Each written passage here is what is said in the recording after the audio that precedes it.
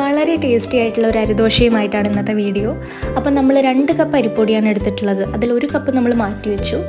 ഇനി ഈ അരിപ്പൊടിയിലേക്ക് നമുക്ക് തിളച്ച വെള്ളം ആവശ്യമാണ്. അപ്പോൾ തിളച്ച വെള്ളം ഒഴിച്ചിട്ട് നമ്മളിത് ചേർക്കുകയാണ്.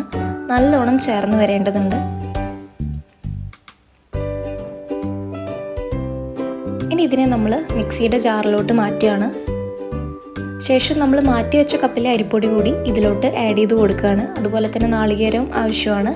പിന്നെ കുറച്ച് ജീരകം, അതുപോലെ തന്നെ ആവശ്യത്തിന് വേണ്ട ഉപ്പ് ചേർത്തു. കുറച്ച് പച്ചവെള്ളം ഒഴിച്ചിട്ട് നമ്മളിത് മിക്സിയിൽ അടിച്ചെടുക്കണം.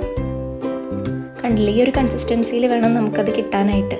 ഇനി നമുക്ക് ദോശ തയ്യാറാക്കാം. അപ്പോൾ നമ്മൾ സിമ്മിൽ വെച്ചിട്ട് വേണം ദോശ തയ്യാറാക്കാനായിട്ട്.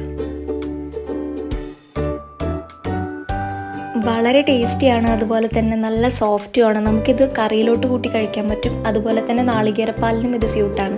അപ്പോൾ എല്ലാവരും ഒന്ന് ട്രൈ ചെയ്ത് നോക്കുക.